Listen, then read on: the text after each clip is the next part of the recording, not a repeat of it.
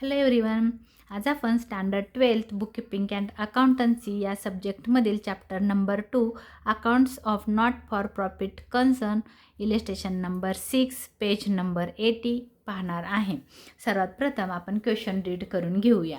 हा क्वेश्चन जरी आपल्याला छोटा वाटत असला तरी फार इम्पॉर्टंट आहे, कारण एक्झाममध्ये तुम्हाला सबस्क्रिप्शनच्याच ॲडजस्टमेंट येत नाहीत. बाकी सगळ्या ॲडजस्टमेंट तुम्ही व्यवस्थित करता, पण सबस्क्रिप्शनवर ॲडजस्टमेंट आली की तिथं काहीतरी तुम्ही चूक करता. तर मग फक्त सबस्क्रिप्शनच्या ॲडजस्टमेंटसाठी हा जो क्वेश्चन आहे हा फार इम्पॉर्टंट आहे. हा जर क्वेश्चन तुम्हाला सॉल्व करता आला तर समजायचं आहे की आपल्याला सबस्क्रिप्शन कोणत्याही प्रकारची कशी ॲडजस्टमेंट विचारली तरी तुम्ही करू शकाल. तर मी सोप्या पद्धतीनं तुम्हाला ॲडजस्टमेंट कशी लक्षात ठेवायची आहे ते सांगणार आहे. सर्वात प्रथम आपण क्वेश्चन रीड करून घेऊया. The following are the details of subscription as per receipt and payment account. Receipt and payment account वरून तुम्हाला सबस्क्रिप्शनच्या डिटेल्स फक्त दिलेले आहेत. ओनली सबस्क्रिप्शन संबंधी तुम्हाला इन्फॉर्मेशन दिलेली आहे. सबस्क्रिप्शन म्हणजे वर्गणी आणि हे सबस्क्रिप्शन म्हणजे तुमचं इन्कम आहे.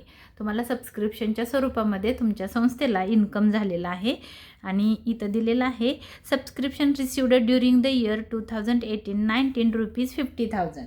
तर आता ना तुम्हाला मी एक वर्किंग नोट करून दाखवणार आहे की जी तुमच्या दृष्टीनं खूप इम्पॉर्टंट आहे. तर मग आता इथं जे आपलं करंट इयर आहे बघा, इथं असं समजूया आपण, इथंच करते. करंट इयर पहिलं असतं प्रिव्हियस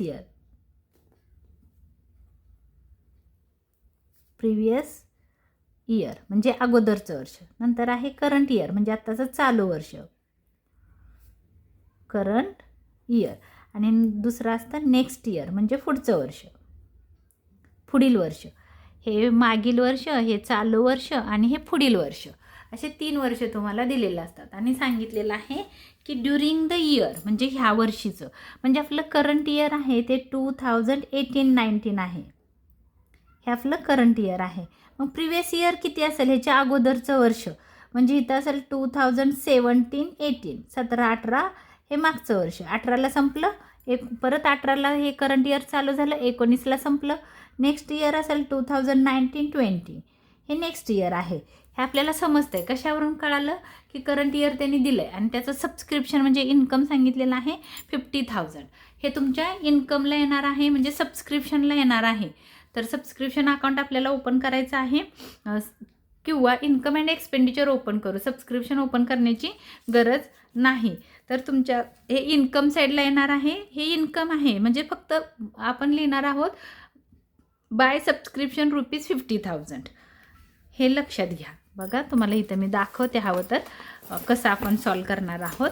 म्हणजे हे जे तुमचं इकडं एक्सपेंडिचर आणि इथं इन्कम पाहिजे, चुकून ना तिथं पेमेंट लिहिलेलं आहे. तर पेमेंट नाही, इथं एक्सपेंडिचर अँड इन्कम हे आहे इन्कम साईड. तर इथं येणार आहे तुमचं बाय सबस्क्रिप्शन.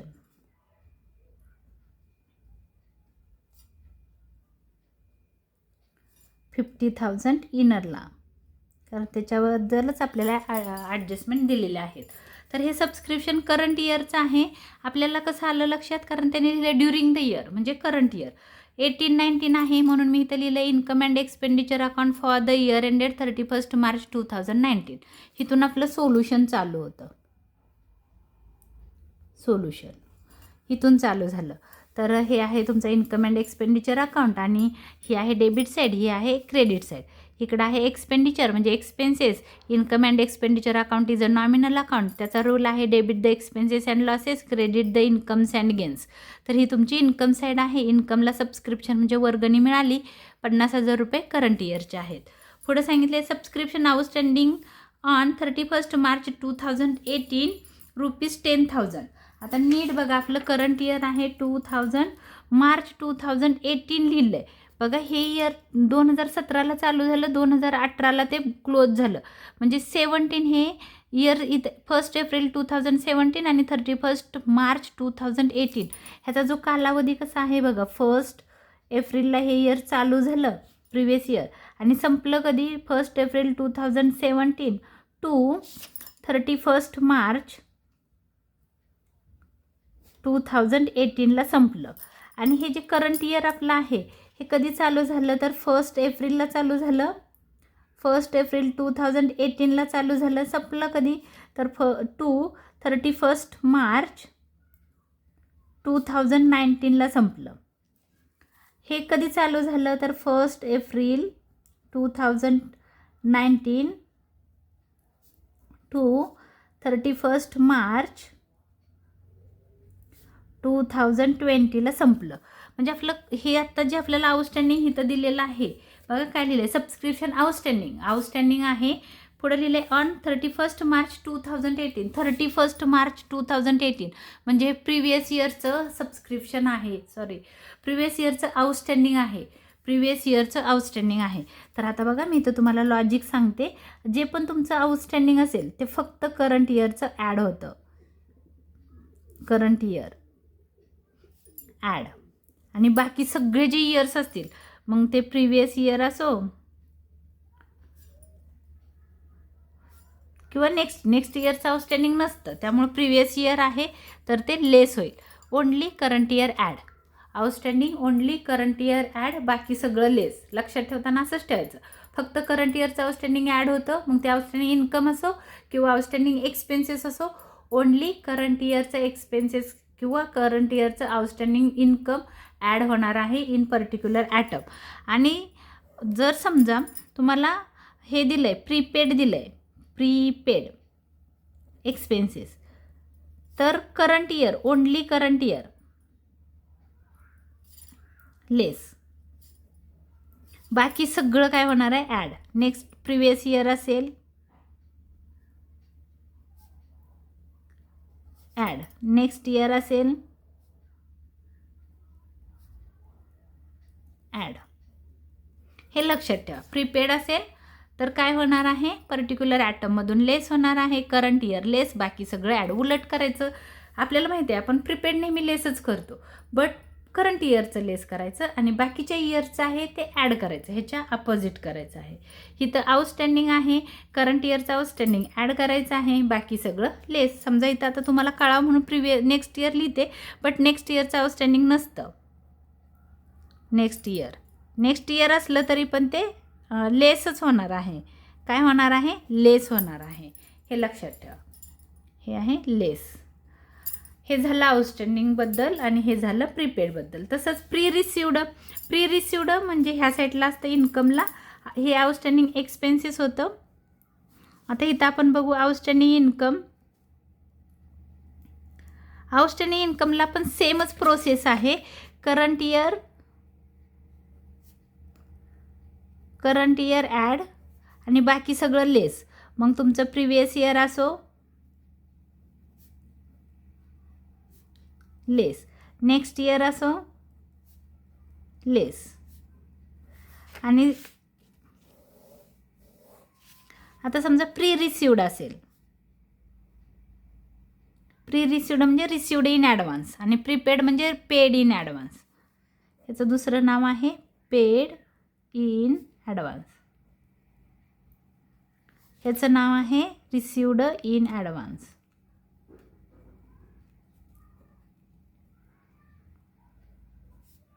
मग हे तर पण तसंच करंट इयर लेस,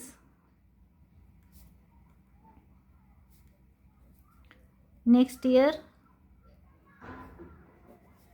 प्रिव्हियस इयर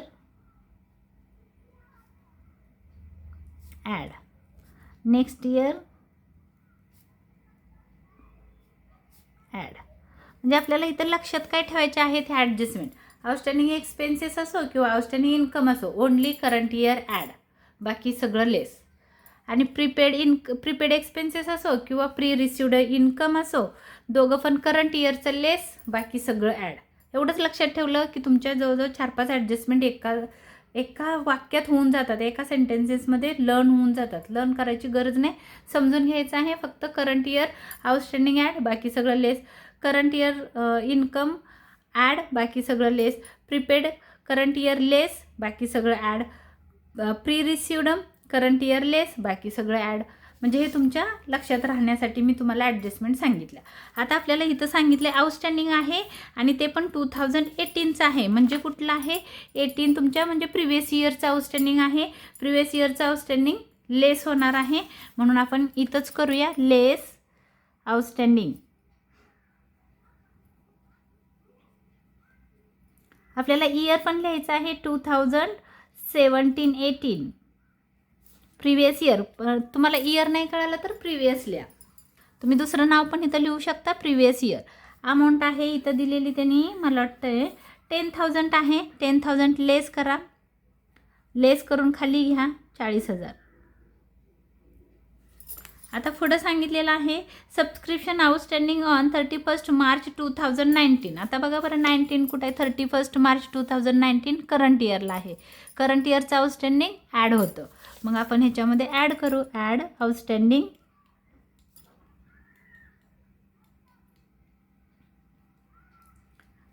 इयर लिहूया आपण इथं 2018-19 करंट इयर आहे. तुम्ही पाहावं तर इथं करंट इयर लिहू शकता. करंट इयरचं हे प्रिव्हियस इयरचं होतं, हे करंट इयरचं आहे. करंट इयरचं आउटस्टँडिंग आहे 20,000. 20,000 ॲड केले खाली झाले 60,000. हे वरचं लेस केलं ते प्रिव्हियस इयरचं आहे आणि ॲड केलं हे करंट इयरचं आउटस्टँडिंग आहे. त्याच्यानंतर लिहिले सबस्क्रिप्शन रिसिव्ड इन ॲडव्हान्स. बघा बरं इथं मी तुम्हाला लिहून दिले subscription received in advance. Subscription आपलं काय आहे इन्कम आहे म्हणून आपण ह्या साईडला जाणार आहोत. हे प्रीपेड नाही तर हे रिसिव्ड इन ॲडव्हान्स आहे. तर अमाऊंट आहे त्याची 15,000. डेट दिलेली आहे 18 मग 31 मार्च 2018. म्हणजे हे कुठलं आहे तर प्रिव्हियस इयरचं सबस्क्रिप्शन आहे. सॉरी प्रिव्हियस इयरचं रिसिव्ड इन ॲडव्हान्स आहे. तर रिसिव्ड इन ॲडव्हान्स प्रिव्हियस इयरचं आहे कारण त्यांनी इयर दिलेलं आहे 2018. 18 आहे. 18 कधी आहे बघा प्रिव्हियस इयरला. मग रिसिव्ड इन ॲडव्हान्स प्रिव्हियस इयरचा आपण ॲड करतो हे लक्षात ठेवा. म्हणून हे ॲड होणार आहे. ह्याच्यामध्ये इथं लिहिणार आहोत add received in advance. Received in advance ब्रॅकेटमध्ये इयर लिहिणार आहोत 2017-18. तुम्ही प्रिव्हियस इयर लिहिलं तरी चालेल. अमाऊंट आहे 15,000. 15,000 लेस करून खाली घ्या किती येतं आहे बघा 3 5 आणि 5 10 0 ह्याच्याला 45,000. आता पुढं सांगितलेलं आहे त्यांनी next subscription received in advance as on 31 March 2019.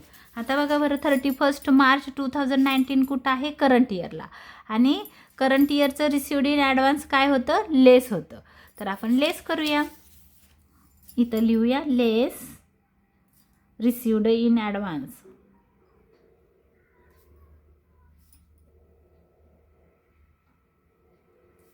Year आहे 2018-19. अमाऊंट आहे 10,000.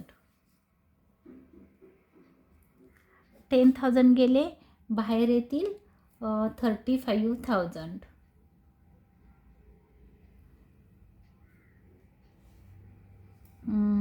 चाळीस 40मध्ये ॲड केले 60. 60मधनं 15 सॉरी इथं ॲड करायचे होते 60 आणि 15. इथे किती येते बघू 5 6 आणि 1 7. 75,000 आहे. त्याच्यातून 10,000 गेले जे बाहेर येणार आहे 65,000. तर इथं बघा ॲड करायचं होतं 75 आहे. तर 60,000 प्लस 15,000 झालं 75. 75मधून 10 लेस केले बाहेर आले 65. हे फक्त सबस्क्रिप्शनचे रिलेटेड क्वेश्चन होता. आणि ही जर तुम्हाला हा जर क्वेश्चन करता आला ना तर सबस्क्रिप्शनवर कितीही अवघड ॲडजस्टमेंट पेपरमध्ये आली तरी तुम्ही कराल. त्याच्यासाठी हे महत्त्वाचं आहे हे लक्षात ठेवा. आता आपल्याला सांगितली बॅलन्स शीट बनवा. एक्सपेंडिचरला काय नाही कारण सबस्क्रिप्शन हे इन्कम आहे हे पण लक्षात आलं पाहिजे. इन्कम का आहे कारण सबस्क्रिप्शन म्हणजे रिसिव्ड झालं काय मिळालं तर वर्गणी मिळाली म्हणून हे इन्कमला आलं. इन्कम ह्या वर्षीचं म्हणजे करंट इयरचं माझं इन्कम आहे सबस्क्रिप्शनच्या स्वरूपात मला 65,000 मिळालेले आहेत. आता आपल्याला बॅलन्स शीट प्रिपेअर करायला सांगितलेले आहे. तर बॅलन्स शीटला काय करायचं आहे बघा प्रिव्हियस इयर असतं ना प्रिव्हियस इयरचा सेकंड इफेक्ट होत नाही हे वाक्य तुम्ही लिहून ठेवा.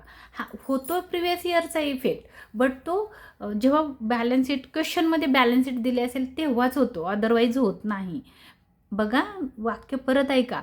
जर समजा क्वेश्चनमध्ये म्हणजे बघा आता तुम्ही म्हणाल क्वेश्चनमध्ये म्हणजे काय, तर फॉर एक्झाम्पल बघा, एक मिनिट मी तुम्हाला दाखवते नेक्स्ट क्वेश्चन मी एखादा की जिथं तुम्हाला इथं बॅलन्स शीट नाही बनवली.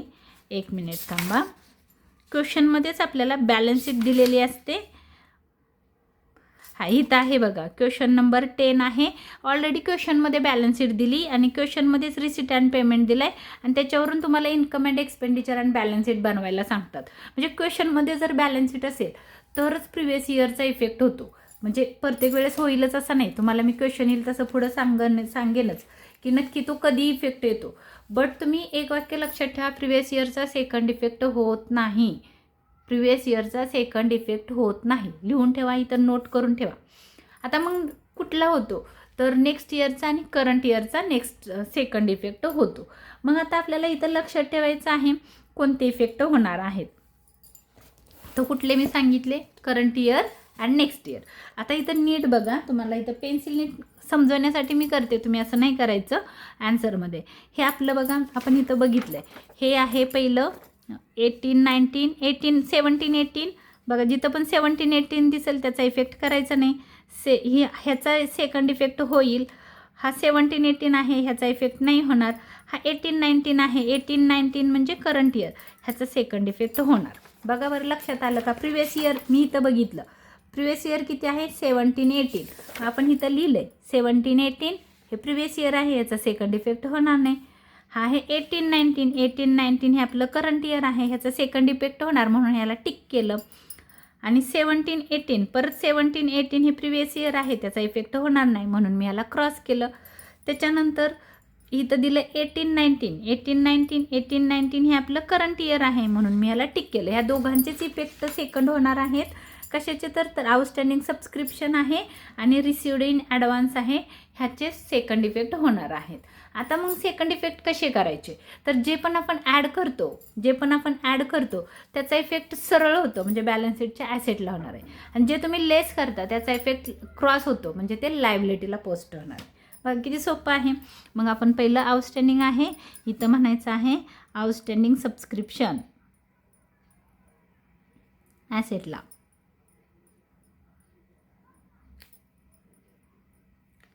तुम्ही इयर पण लिहा 2018, 19 हे करंट इयर आहे, किंवा तुम्ही ब्रॅकेटमध्ये करंट इयर लिहिलं तरी चालेल. 20,000 तुमच्या बॅलन्स शीटच्या ॲसेटला. आता हे जे दुसरा इफेक्ट आहे करंट इयरचा, रिसिव्ड इन ॲडव्हान्स 10,000 ते तुमच्या लायबिलिटीला येईल.